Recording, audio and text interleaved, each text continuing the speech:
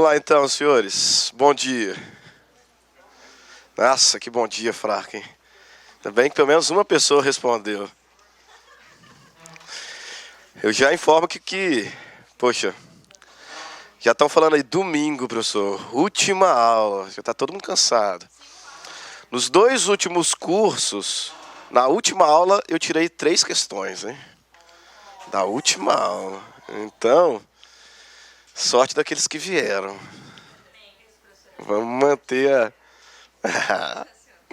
Vamos manter o programa, né? Já bem, pessoal. Ontem, trabalhamos muito ontem. Até porque nós temos a programação de 3 aulas para processo, né? Tivemos 4 para civil, então a gente foi mais tranquilo em civil. Falamos de parte geral do processo civil e trabalhamos as tutelas provisórias. De modo que agora, antes do intervalo, a gente vai falar sobre procedimento comum e depois do intervalo a gente trabalha recursos. Vocês vão observar pela apostila de recursos que ela é bem grande. Aqui em slide de recursos tem uns 90 slides de recursos. É óbvio que a gente não vai concluir, né? Só que eu fiz uma apostila maior de recursos porque a probabilidade de cair é alta. Então a gente vai chegar onde der para chegar, mas leia o restante.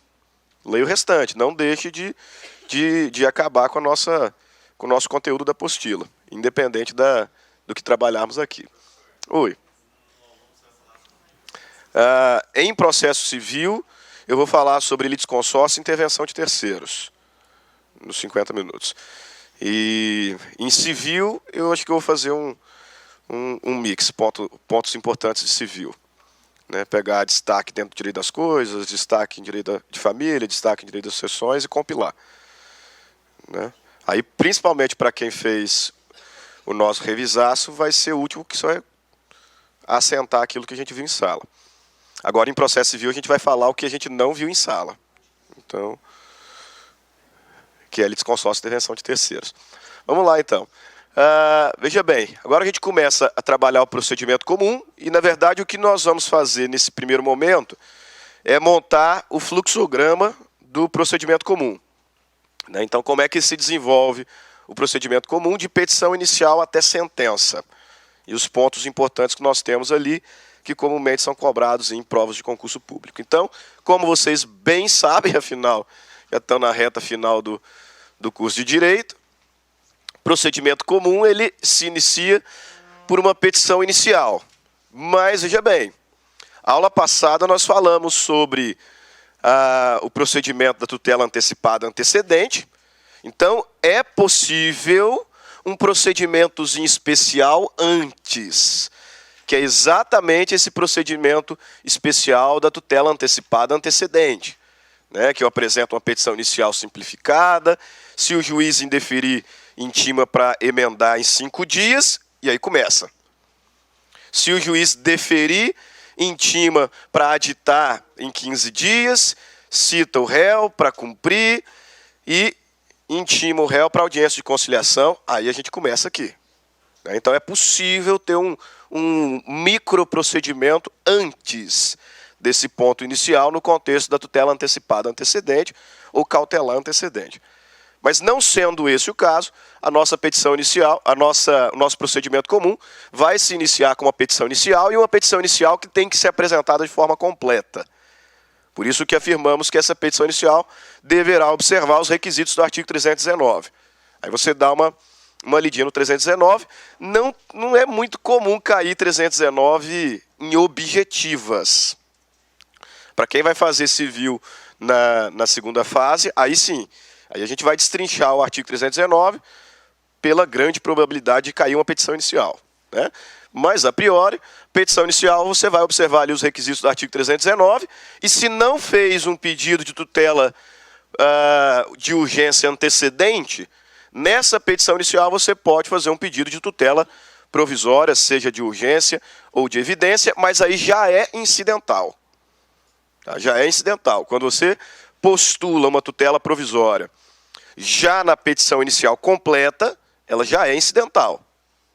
O que é muito importante, principalmente pensando no contexto da tutela antecipada, ou melhor, da tutela de urgência em si, né? Porque a tutela de urgência tem um microsistema anterior. E aí, notadamente, a tutela antecipada, é muito importante saber se eu estou postulando uma antecipada antecedente ou uma antecipada já na minha petição inicial definitiva. Por quê? Porque a antecipada antecedente pode estabilizar. Se eu faço um pedido de tutela antecipada já na minha petição inicial definitiva, e por conta disso ela já é incidental, não estabiliza.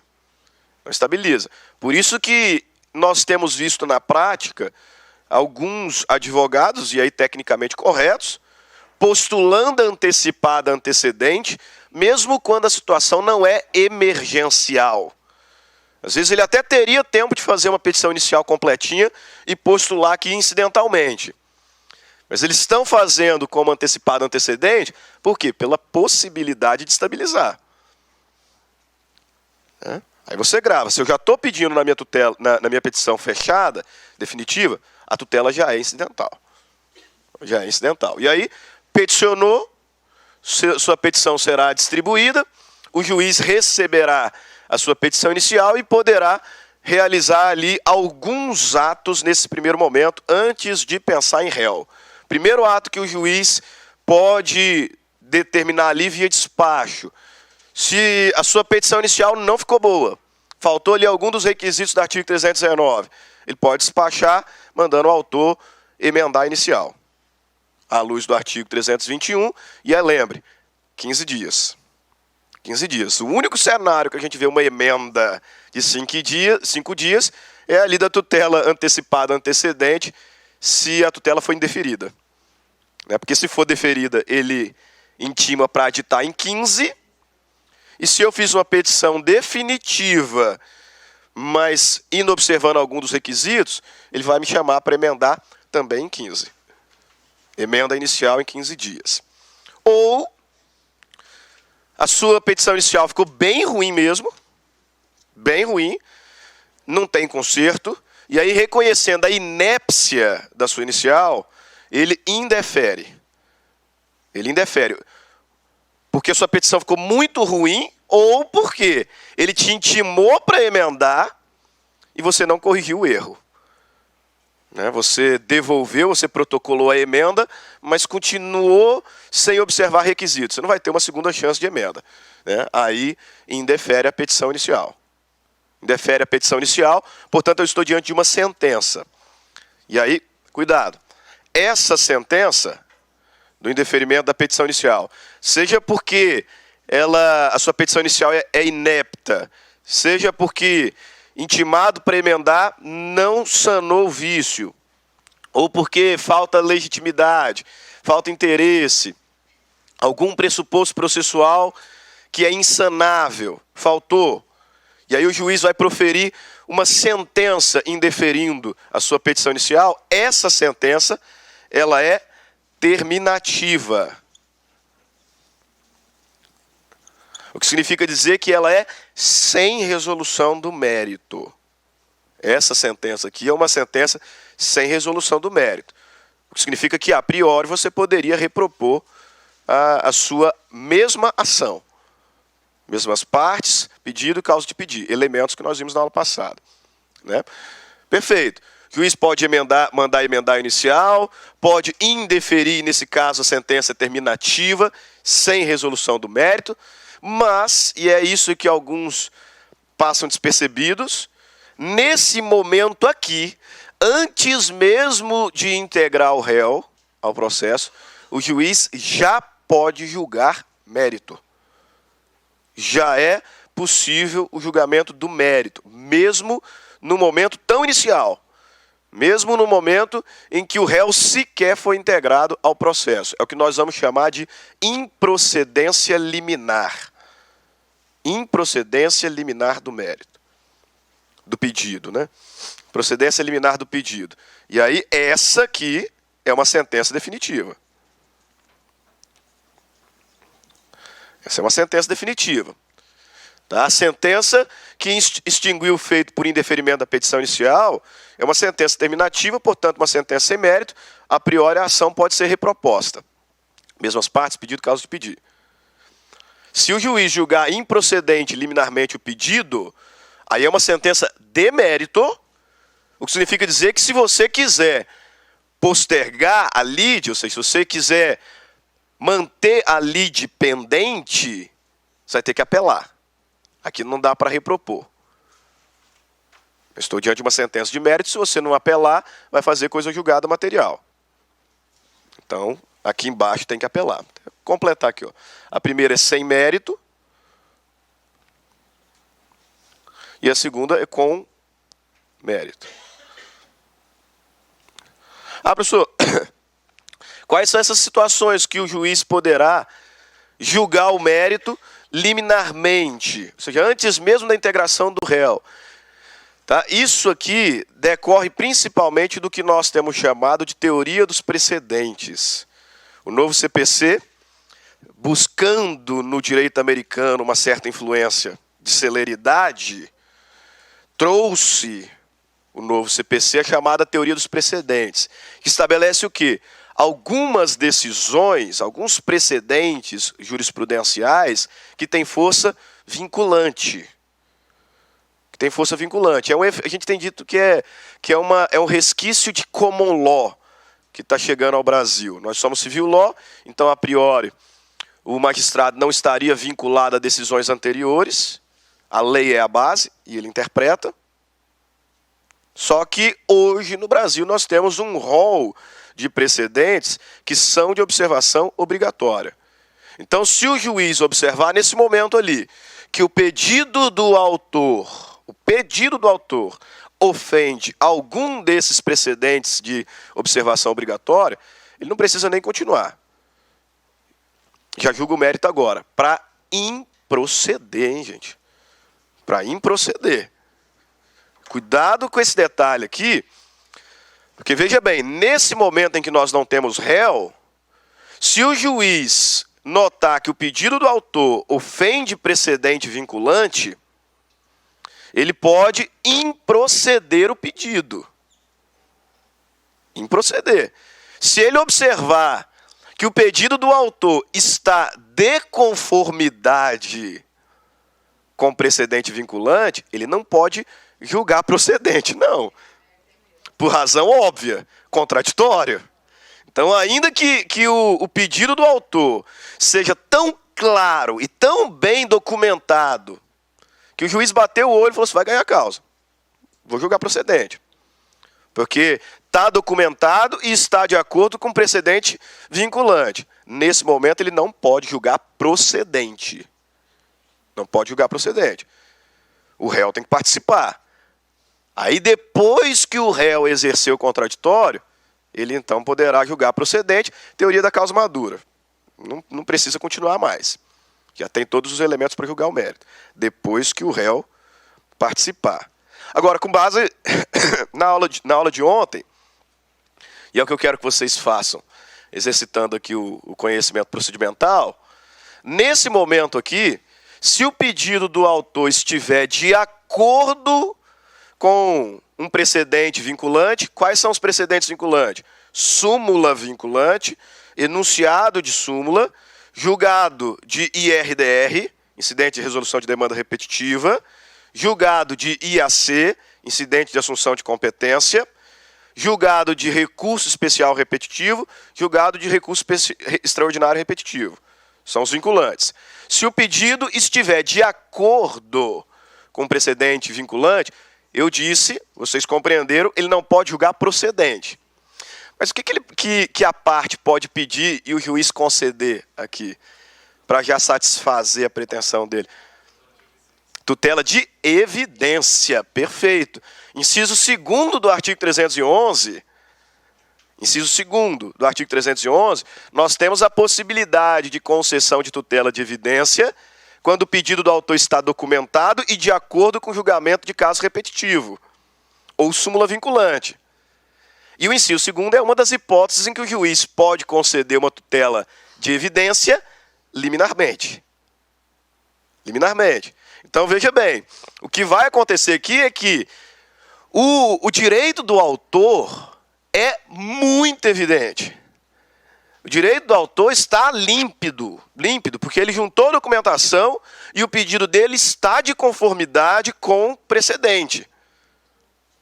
Só que não pode julgar procedente agora por conta do contraditório. Mas o pedido dele é claro, o pedido dele é evidente. Então o juiz já pode satisfazê-lo aqui, proferindo uma decisão interlocutória, concedendo tutela de evidência. Agora, se o pedido é contrário, aí nem continua. Nem continua. Para julgar contrário, eu não preciso do réu, não. O réu só vai ser intimado depois. Olha, existiu um processo contra você e você ganhou. Ponto. E nem participou dele. Só vai ser intimado para ser informado do trânsito em julgado. Né? Então, cuidado. Improcedência liminar, possível. Ou, se tiver tudo direitinho, cita o réu. Né? Então, você apresentou sua petição inicial, de conformidade com o artigo 319, pediu uma tutela provisória ou não, faz diferença. Sua petição inicial não ficou muito boa, o juiz manda emendar. Emendou e não sanou o vício, indefere. A sua petição inicial está muito ruim desde o início, indefere. Não demonstrou legitimidade da parte, indefere. Falta interesse de agir, indefere. Falta pressuposto processual insanável, indefere. Tudo sentença terminativa, sem mérito. O pedido do autor atenta contra precedente obrigatório ou está claro prescrição ou decadência, decisão de mérito. Improcedência eliminado o pedido. Está tudo certinho? Cita o réu. Está tudo certinho? Cita o réu. Vamos para a lei ver isso aqui tudinho na lei. Ontem eu mencionei, mas mencionei rapidamente, e principalmente para quem vai fazer a prova agora da semana que vem, a dica para a CPC é leia o código. Tá? No direito civil, a gente explica muito, no direito civil a gente busca compreender, etc. Como o CPC ainda é novo, o histórico de CPC, de novo CPC, é ipsis literis, é texto da lei. É texto da lei. Eles não vão sair muito do texto da lei, porque tem muita coisa nova e muita coisa divergente. Então, se cair na sua prova, 90% de chance de ser texto de lei. Por isso que ontem a gente leu muita lei e hoje não vai ser diferente. Veja ali, ó, artigo 321.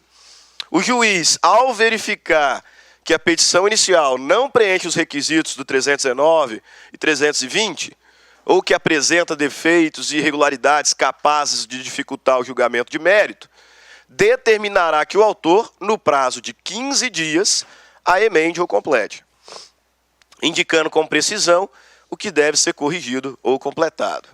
15 dias, portanto.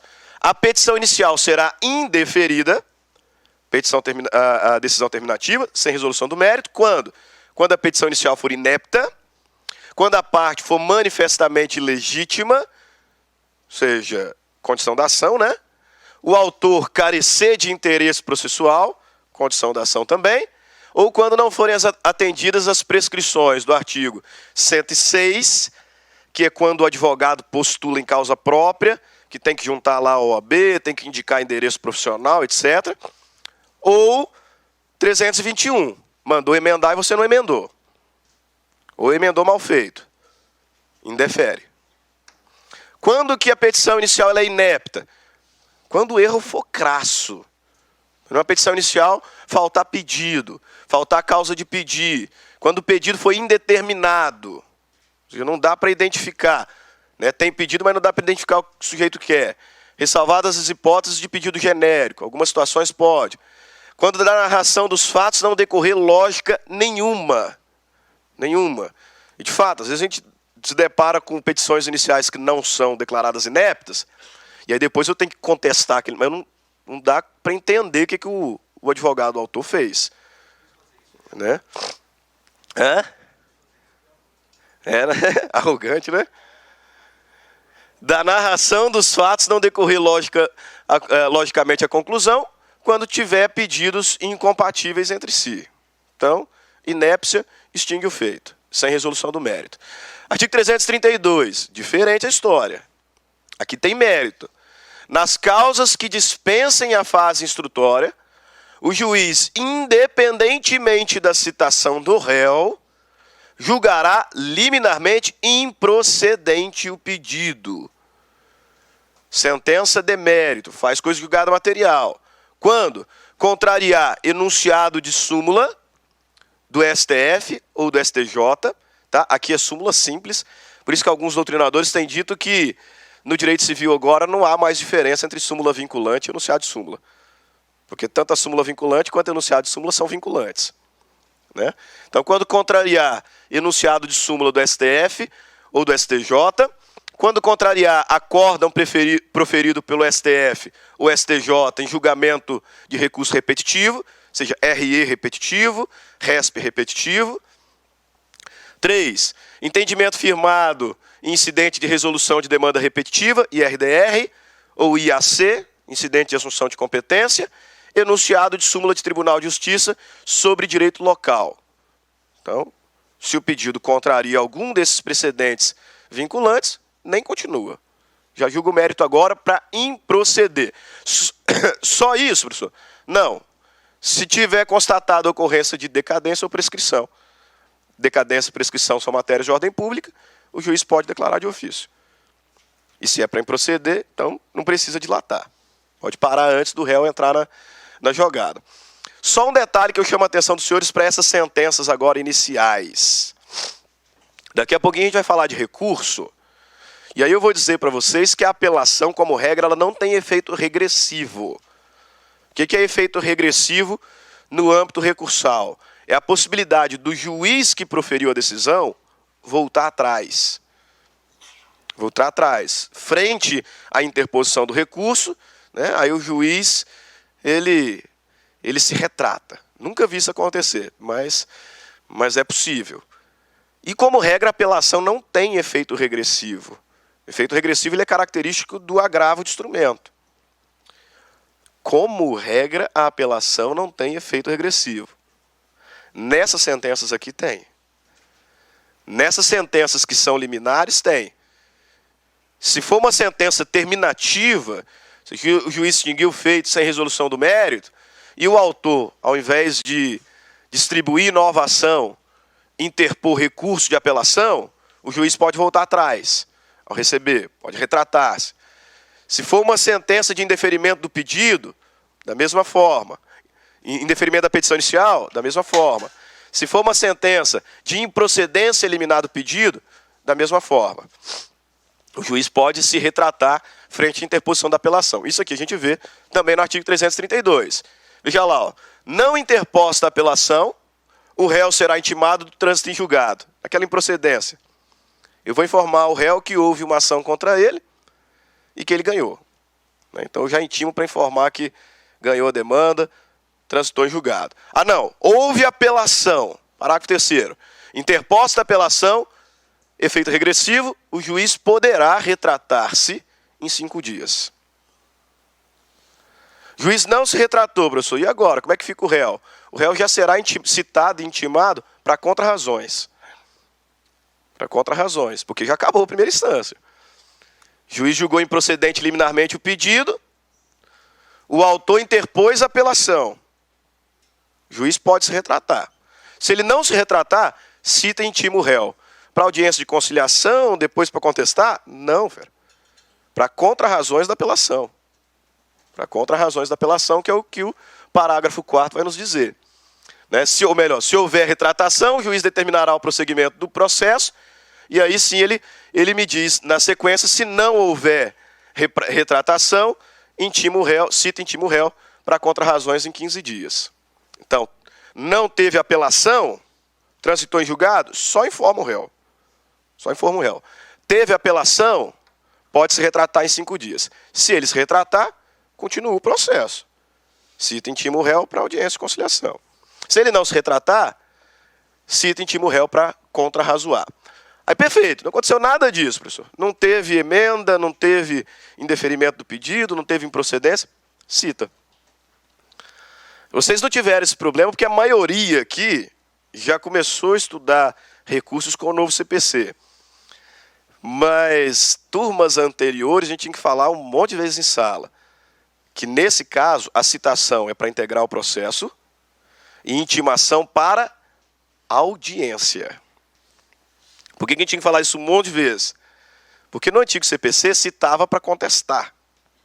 Não tinha audiência de conciliação, né, aqui nesse meio. E aí muitos carregavam esse vício. Ah, cita o réu para contestar. Cita o réu para contestar. Não. Cita o réu para integrar o processo e no mesmo ato intima para a audiência de conciliação ou mediação. Então, atualmente, como regra, antes de pensar em contestação, nós teremos audiência. Audiência de conciliação ou mediação é o que o artigo 334 nos dirá. Se a petição inicial preencher os requisitos essenciais e não for o caso de improcedência liminar do pedido, o juiz designará audiência de conciliação ou mediação, com antecedência mínima de 30 dias, devendo ser citado o réu com pelo menos 20 dias de antecedência. Prazos impróprios, na prática, nenhum deles tem acontecido, né? Mas aí veja bem, vai ter audiência? Sim. Sempre? Não. A regra é de que cita o réu e intima para audiência de conciliação ou mediação. Tem como essa audiência não acontecer? Sim. Né? Mas citando o réu, quando que a audiência de conciliação ou mediação pode ser dispensada? Primeiro detalhe, cuidado. Quando as duas partes manifestarem desinteresse. Pessoal, cuidado com isso. Quando as duas partes manifestarem desinteresse. Porque tem virado praxe na hora de peticionar inicialmente, o autor ele não quer saber de conciliação. E aí lá no final a gente informa. O autor se manifesta pelo desinteresse em audiência de conciliação e mediação. Só a vontade dele não basta. Não basta. Ambas as partes têm que manifestar desinteresse para que a audiência de conciliação e mediação seja dispensada. Tá? Depois que vocês passarem na OAB, vocês vão perceber que isso aqui quase nunca acontece. Por quê? Porque o réu não é bobo. Porque se o réu, né, peticionar ali, ele já viu que a petição inicial, o autor dispensou a audiência de conciliação. Aí o réu vai lá e peticiona falando que também não tem interesse. Aí começa a correr o prazo para ele contestar. Não vai ter conciliação porque eu também não quero, né?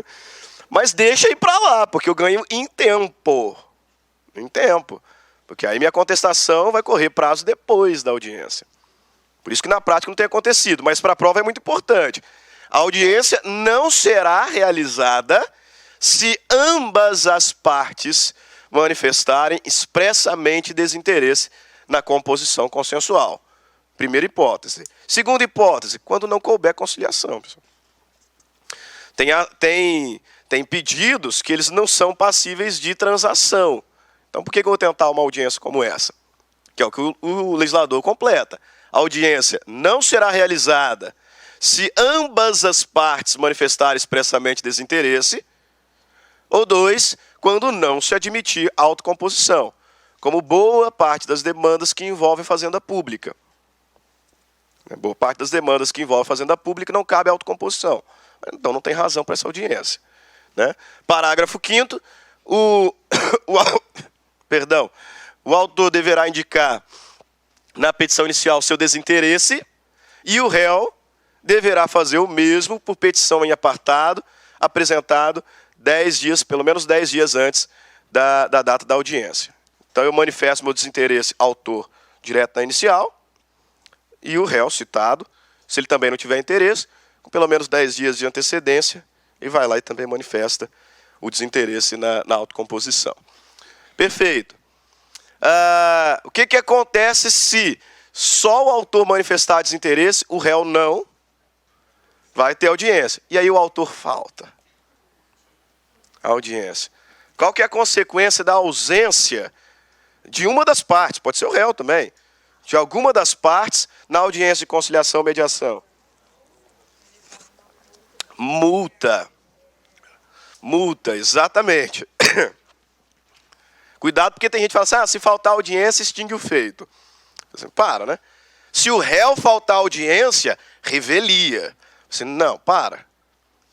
Tem isso.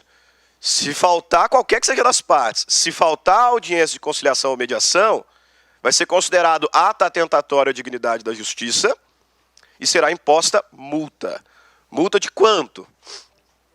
Vamos para o texto da lei. Aí, pelo menos vocês já estão sabendo. E olha lá, ó, o não comparecimento injustificado do autor ou do réu na audiência de conciliação ou mediação é considerado ato atentatório à dignidade da justiça e será sancionado com multa de até 2% da vantagem econômica pretendida ou do valor da causa e que será revertido em favor da União ou do Estado. Só deixa eu fazer um adendo aqui, que a gente não vai trabalhar, por falta de tempo, mas nós temos duas multas por dano processual, que é a multa por ato atentatório à dignidade da justiça e a multa por litigância de má-fé. Tá? A multa por ato atentatório à dignidade da justiça, essa aqui vai até 2%. Então o juiz já fixou, até 2%. O legislador já fixou, até 2%. Só que nos outros casos, a multa por ato atentatório à dignidade da justiça pode ir até 20%. Até 20%. Já a multa por litigância de má-fé é entre 1% e 10%. Tá? Então, ato atentatório à dignidade pode ir até 20%. Essa aqui é até 2%. O legislador fechou. E outro detalhe, a multa por ato atentatório é revertida para a Fazenda. Então, é revertida para o Estado, para o ente administrativo. Né? Dizem que ela vai para o Fundo de Modernização do Poder Judiciário, nessas multas. Só um pouquinho. Né? Vai para o poder público. A multa por litigância de má-fé vai para outra parte. É para outra parte. Gente, para. Aí o juiz ele vai fixar de forma equitativa. Ele vai fixar de forma equitativa. É um dos pontos que a gente tem a equidade como integração da norma. Né? Mas a gente não vai ter como aprofundar nessa questão da multa. Eu vou tentar disponibilizar para vocês um quadrinho que diferencia litigância de má-fé e ato atentatório. Eu vou publicar lá no Instagram hoje à tarde. Aí quem me tem no Instagram, dá uma olhada lá. Hã? Não, existe. Não por conta da ausência na audiência. Tá? A ausência da audiência não gera revelia. A ausência da audiência implica ato atentatório à dignidade da justiça, multa. Multa. 2%, essa aqui.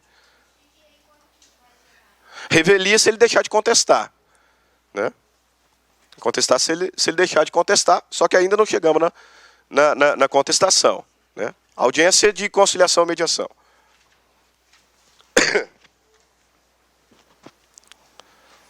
Perfeito? Vamos lá. Réu foi citado. Audiência de conciliação e mediação, nos termos do artigo 334. Né, se faltar multa, só pode ser dispensado por vontade de ambas as partes ou quando não houver autocomposição. Diga.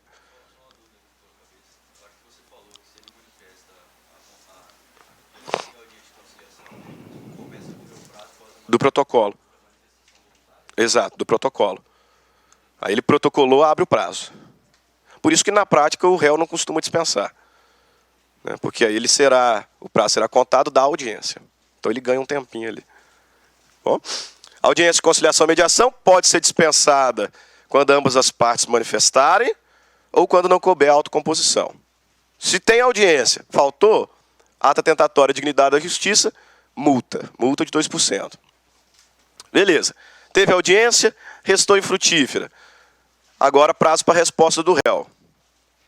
E aí na resposta, o réu terá prazo de 15 dias, nós meros mortais, 15 dias para apresentar a resposta, a contar da audiência ou a contar do protocolo da manifestação de desinteresse. 15 dias. Para nós, meros mortais, porque existem alguns sujeitos que terão prazo especial dobrado. Né? Quem são aqueles que terão prazo dobrado para as manifestações no processo? Ministério Público, Fazenda Pública, Defensoria Pública, né? Porque eles têm muito processo, né? Eles têm muito processo, então tem que ter mesmo. Vai no escritório grande para você ver como é que tem pouquinho processo. Né? Mas tudo bem. Ministério Público, Fazenda Pública, Defensoria e litisconsórcio. Agora, toma cuidado com o litisconsórcio. Os litisconsórcios terão prazo dobrado. Quando? Advogados diferentes, tem mais. Escritórios distintos, tem mais. Processo físico. Exatamente. Cuidado, os litisconsórcios terão prazo dobrado quando? Advogados distintos, de escritórios distintos e autos não eletrônicos. Por isso que, muito em breve, a litisconsórcio não terá mais prazo dobrado. Né? Porque agora praticamente todos os processos se tornarão eletrônicos. Né? Então, Ministério Público, Fazenda Pública, Defensoria, litisconsórcio, advogados distintos, escritórios distintos, autos não eletrônicos. O réu poderá responder contestando, e aí em sede de contestação, aplica-se o princípio da concentração, que me diz o quê? Toda a matéria de defesa tem que ser apresentada na contestação. Por isso que a gente brinca que contestação é uma peça que geralmente não se deixa para estagiário fazer. Então, daqui a pouco que você passar, né? Ou se deixar fazer, deixa fazer já com aquele tempinho extra para você poder passar um pente fino. Né? Não tem problema. Mas daqui a pouquinho que você for aprovado e tiver os seus estagiários, tá? Contestação das duas, uma. Ou você faz, ou você corrige. Né? Corrige, mas bem detalhado. Porque, pelo princípio da concentração, toda a matéria de defesa tem que ser apresentada ali. Então, todos os pedidos têm que ser atacados ali. Obviamente que esse princípio não é absoluto, como quase nada no direito. Tem algumas matérias que podem ser arguidas a qualquer momento, matérias de ordem pública, tais como prescrição e decadência. Incompetência absoluta, da mesma forma. Então, algumas matérias eu posso arguir a qualquer momento. Matérias de ordem pública, notadamente. Só que a regra é princípio da concentração. Toda matéria de defesa é arguida na contestação. E aí, geralmente, na nossa contestação, a gente divide em duas partes: preliminares, que é a defesa processual. Você vai encontrar todas as preliminares lá no artigo 337. Então eu vou discutir processo, ilegitimidade, falta de interesse, falta de pressuposto, né? Preliminares. E aí na segunda parte eu faço a minha defesa de mérito. Só um detalhe quanto a preliminar, e preliminar de ilegitimidade passiva. Então, o réu está arguindo que ele é parte legítima, não deveria figurar aqui como réu.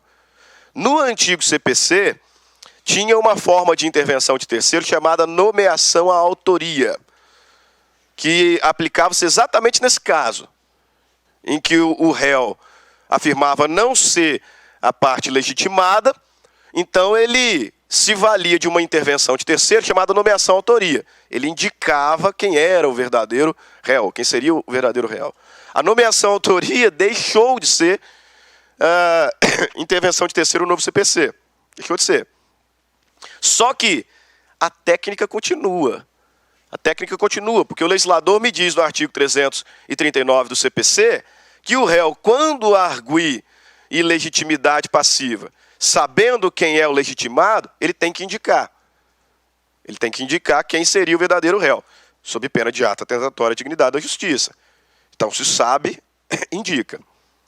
Tá? Não existe mais a nomeação à autoria como intervenção de terceiro, mas a técnica continua, chamada de correção do polo passivo, que acontece ali quando o réu argue ilegitimidade. Tá? Como nós vamos tratar intervenção de terceiro no aulão, e eu sei que nem todos irão no aulão, tá? Eu já disse ontem, a matéria é importante, tem vídeo meu no Lá Concursos, inclusive live e também vídeo do semestre do ano passado falando sobre o tema, você busca.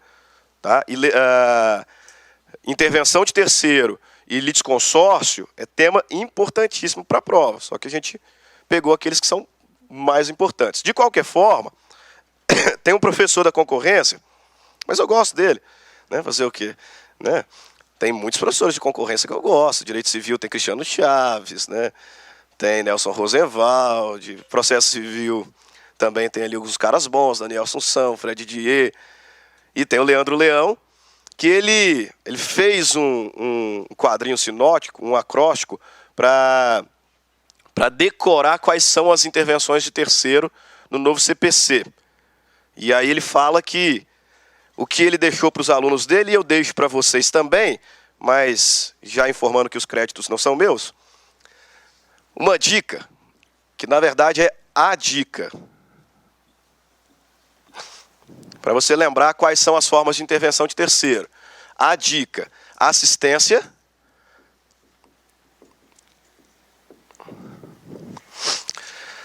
denunciação da lide,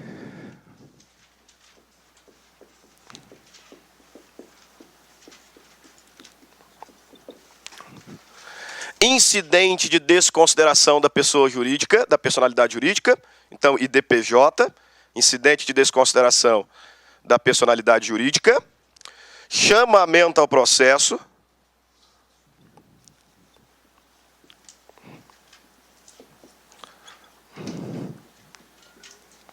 e, qual que é o último? Amicus curiae.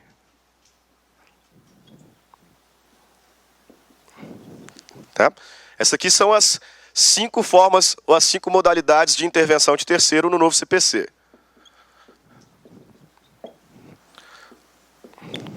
No novo CPC. Isso significa que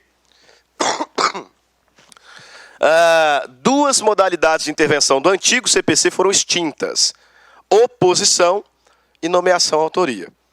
Se cair na sua prova oposição ou nomeação à autoria, é pegadinha.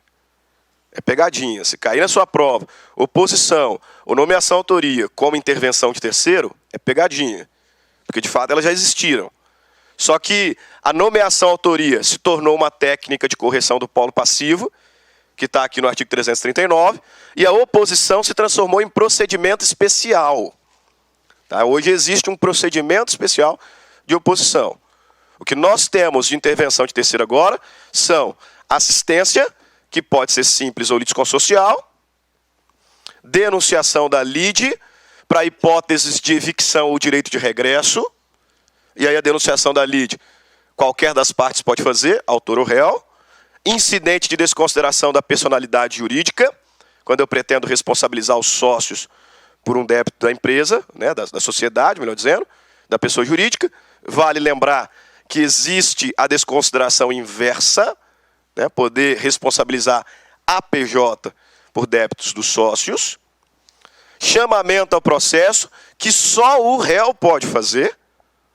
Só o réu pode fazer em casos de fiador chamando o devedor, em caso de fiador chamando cofiadores, ou débito solidário.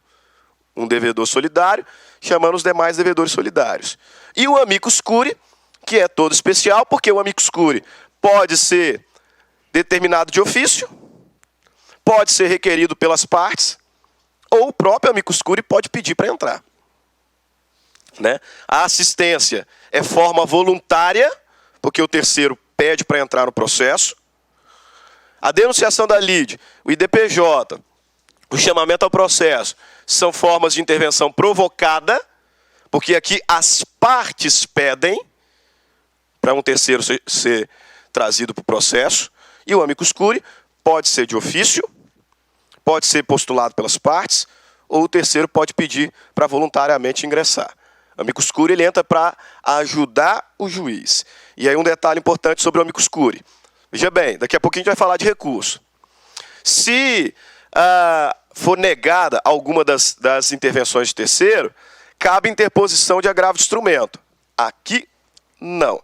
Da decisão que admite ou que recusa amicus curiae, não cabe recurso. Não cabe recurso. É recorrível a decisão que determina ali sobre o aceite ou recusa de amicus curiae. E o amicus curiae, o que ele faz? Ele apresenta um parecer técnico ali para ajudar, para elucidar o juiz. Ele pode recorrer? Como regra, não. O amicus curiae, como regra, não tem legitimidade recursal. Como regra. Porque tem 2 recursos que o amicus curiae pode apresentar. Quais? Embargos de declaração e recurso contra a decisão de IRDR. O amicus curiae, lembra, da decisão que aceita amicus curiae, não cabe recurso. Que aceita ou nega, não cabe recurso. O amicus curiae, como regra, não tem legitimidade recursal. Ele pode opor embargos de declaração e recorrer da decisão de IRDR. Mas voltemos para o procedimento comum. O réu, no prazo de 15 dias, pode responder. Alguns têm prazo dobrado. Na contestação, princípio da concentração. Tem ali algumas matérias processuais que podem ser arguidas como preliminares. Se ele alegar ilegitimidade e sabe quem é o legitimado, indica. Mas ele pode também contra-atacar por reconvenção. E aí a dica, porque aqui é muito simples, no novo CPC, a reconvenção ela é apresentada na própria contestação. No antigo CPC, nenhum dos senhores passou por isso, mas no antigo CPC era no mesmo prazo, mas ia em peças separadas. Eu protocolava uma peça de contestação e outra peça de reconvenção. Agora, a gente faz na mesma petição. Okay? Se ele não responder, o colega tinha perguntado sobre a revelia, aí revelia. Então, veja, a audiência ocorreu, foi frustrada, ou não aconteceu. Prazo para respostas, 15 dias em regra, alguns têm dobrado. O réu pode contestar ou reconvir. Se ele ficar inerte, revel.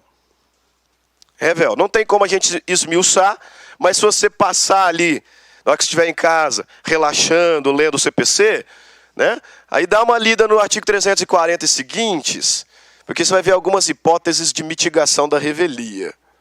Tá? Porque o efeito principal da revelia é presunção de veracidade dos fatos arguidos pelo autor, mas isso nem sempre acontece. Só que a gente não tem como esmiuçar aqui. Então dá uma lidinha no 344 e seguintes.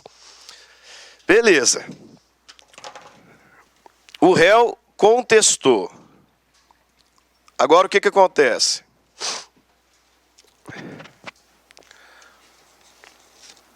E foi uma pergunta, teve uma interrogação no final, né? Geralmente, prazo para o autor impugnar. Né? Então, depois de apresentada a contestação, abre prazo para impugnação do autor, que a gente chama, né, na prática de réplica, embora alguns tenham criticado o nome, mas a gente continua usando, não tem erro. Impugnação à contestação ou réplica. Só que, na verdade, a impugnação ela só é necessária quando o réu me traz algo novo na hora de contestar.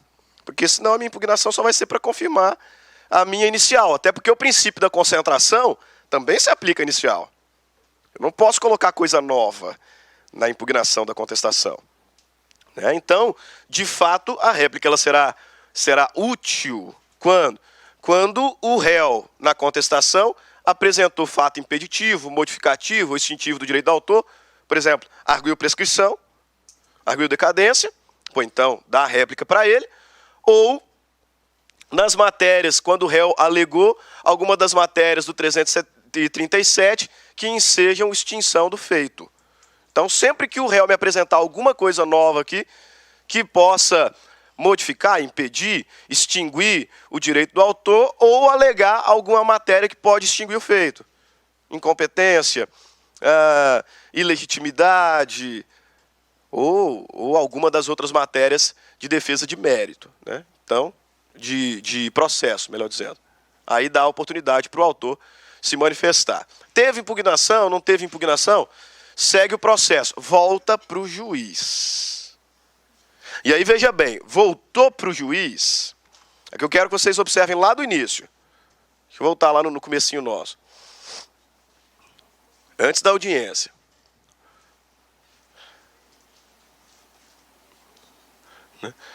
Teve a petição... Ué, cadê a petição inicial? Ah, tá antes.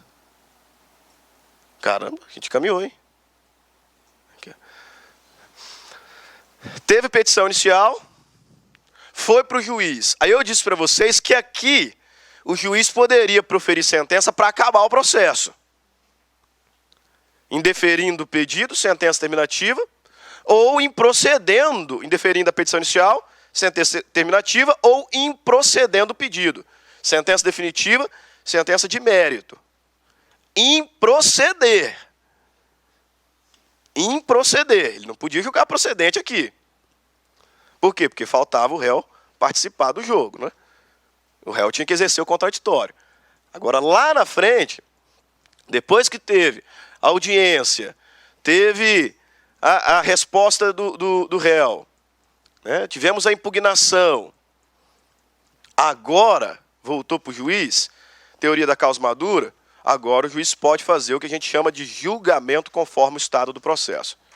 Agora a história muda. Ele pode continuar a indeferir pela falta de algum pressuposto, pela falta de alguma condição da ação, que ele, juiz, não percebeu de início, mas com base na contestação ele se tocou, então ele pode extinguir o feito, com base no 485, sem mérito, ou com base no 487, com mérito. Com mérito. Prescrição, decadência, né? Ele não percebeu que o pedido do autor contrariava precedente obrigatório, mas depois que o réu contestou, ele se ligou, pô, de fato, contraria. Então ele pode, agora, conforme o estado do processo, improceder. Mas como o réu participou, principalmente, agora ele pode julgar antecipadamente o mérito para proceder. Porque agora o réu já participou. Então, se lá atrás, quando a petição inicial foi apresentada, o juiz olhou, porque já chegou um monte de vezes isso aqui na mesa dele, olhou que o pedido do autor está de acordo com súmula vinculante. Tanto está de acordo com súmula vinculante que ele concedeu naquela hora uma tutela de evidência. Só que ele não podia ainda dar uma sentença por falta de contraditório. Teve o contraditório, agora, economia processual, não vamos continuar não. Agora, mesmo sem ter audiência, mesmo sem ter saneamento, agora ele pode julgar conforme o estado do processo, tanto para improceder quanto para proceder. Só que quem já teve a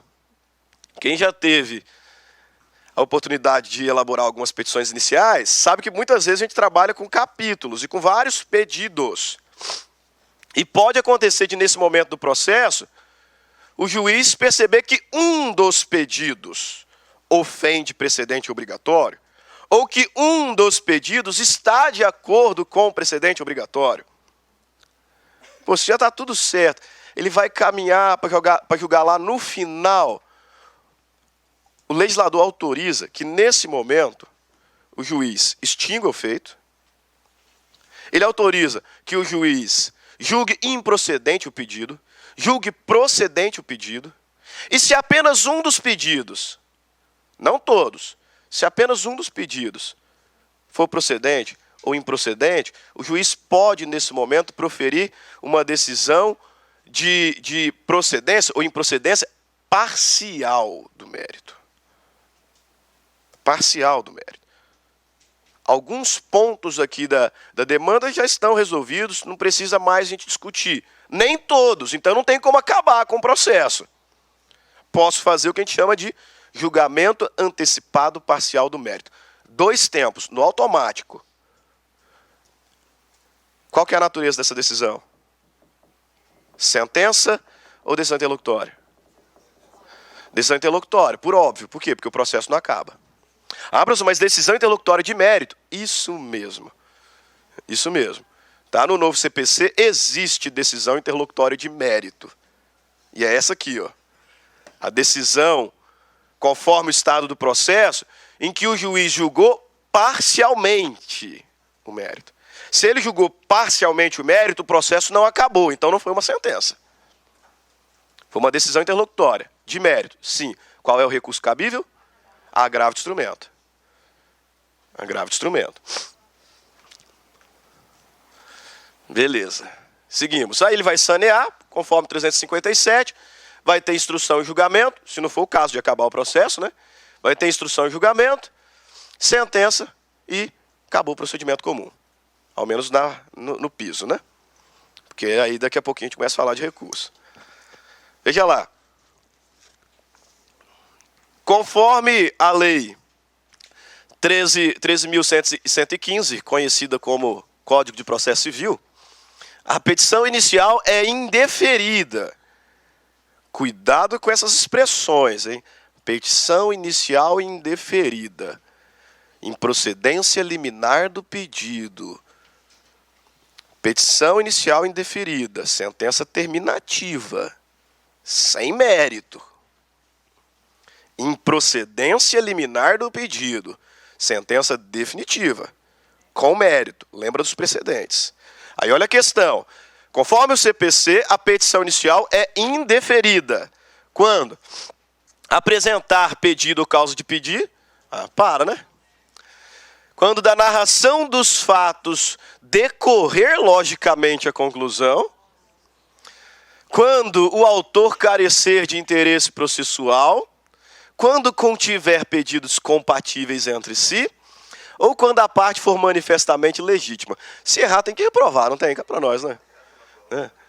Quando o autor carecer de interesse processual, né? Óbvio. De acordo com a norma processual, sobre a petição inicial e seu pedido pode-se afirmar: a petição inicial indicará o pedido com as suas especificações, devendo esse ser certo e determinado, não havendo exceções. Cara, quando aparecer isso, não havendo exceções, você já duvida. Né? Já duvida, a gente está trabalhando com direito, né? Então, tem exceções de pedido genérico.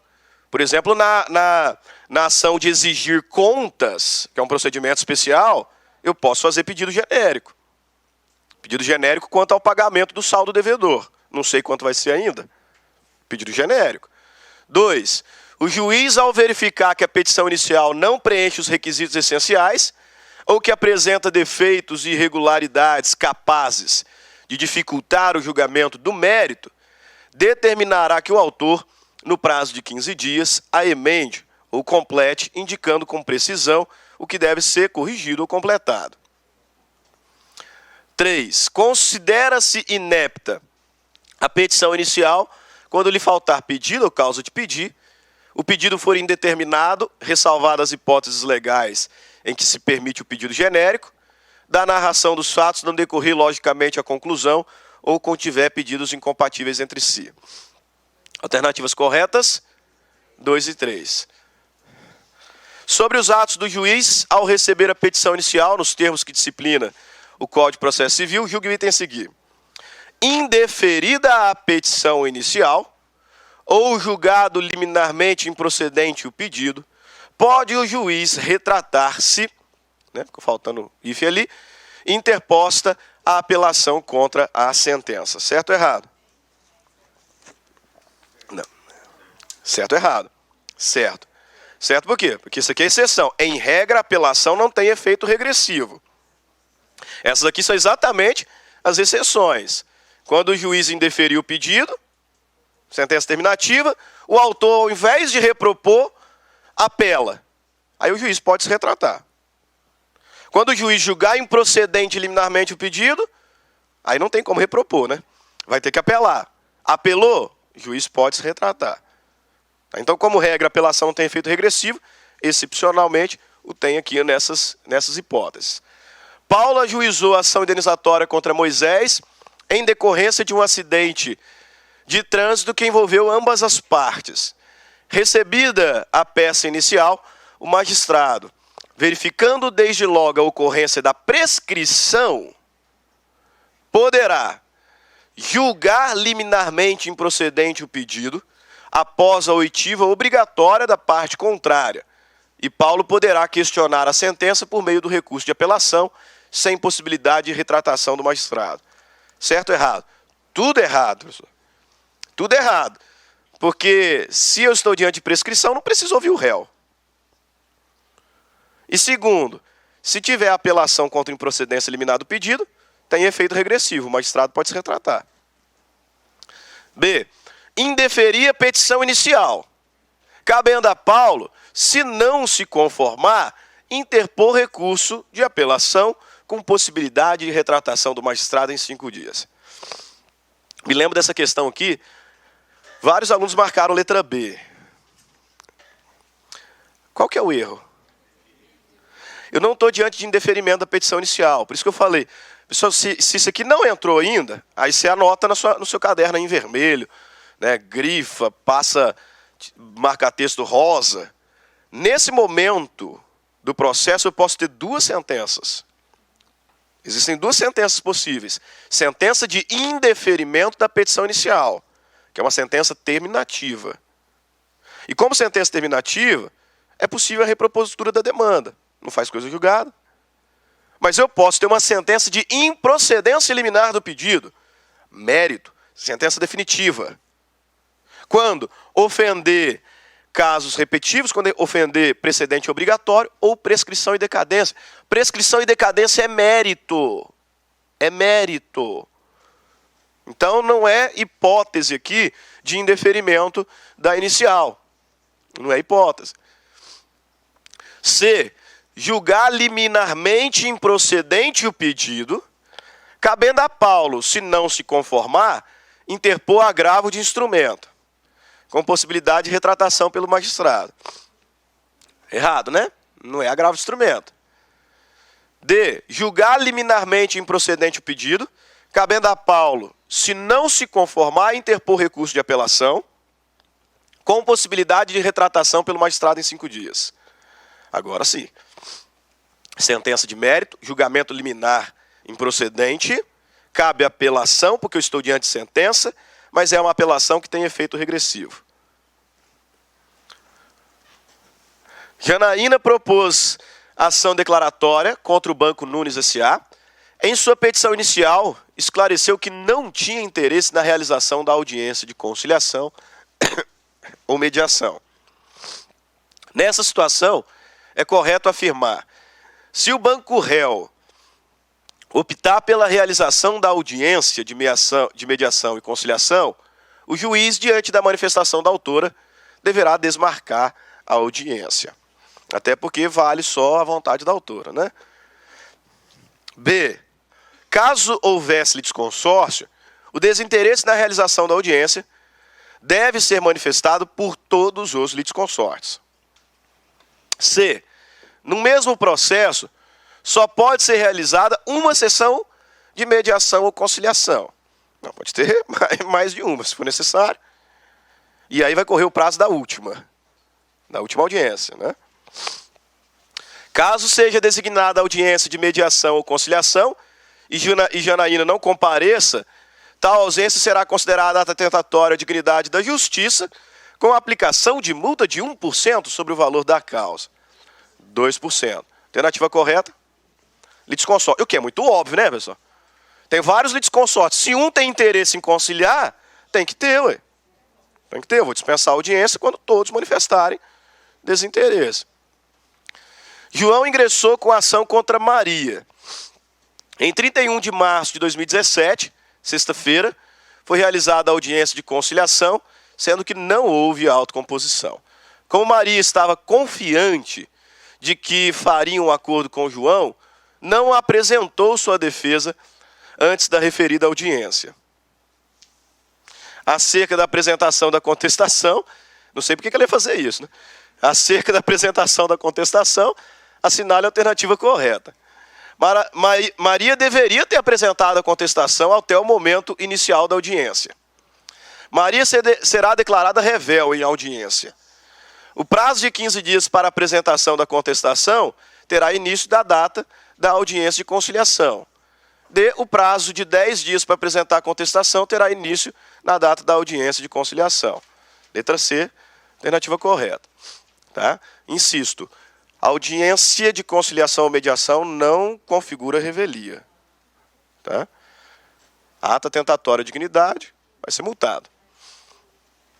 Leilane, autora da ação de indenização por danos morais proposta em face de Carlindo, na 5ª Vara Civil da Comarca da Capital, informou em sua petição inicial que não possuía interesse na audiência de conciliação, previsto no artigo 334 do CPC 15. Mesmo assim, o magistrado marcou a audiência, e é o que ele faz mesmo, e ordenou a citação do réu. O réu, regularmente citado, manifestou interesse na realização da referida audiência, nem precisava, na qual apenas o réu compareceu. O juiz, então, aplicou à autora multa de 2% sobre o valor da causa, ponto. Sobre o procedimento do magistrado, a partir do caso apresentado, assinale a afirmativa correta. O magistrado não deveria ter marcado a audiência de conciliação, já que a autora informou em sua petição inicial que não possui interesse. Não, ele vai marcar. Eu não sei se o réu quer ou não quer, vai marcar. Inclusive, cita e intima para a audiência. B. O magistrado agiu corretamente, tendo em vista que a conduta da autora se caracteriza como um ato atentatório à dignidade da justiça. C. O magistrado deveria ter declarado o processo extinto sem resolução do mérito, e a multa não possui fundamento legal.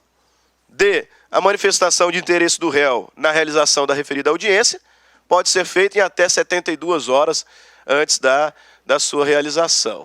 10 dias, né? B. O problema é que se vocês soubessem o tanto de questão fácil que cai na prova, e o tanto de questão fácil que o pessoal erra, é porque tudo é fácil na hora que a gente está no cursinho. Porque a gente explica e responde, né? A gente explica e responde. O problema é que chega na prova, que não tem explicação antes, né? E tem 80 questões para responder.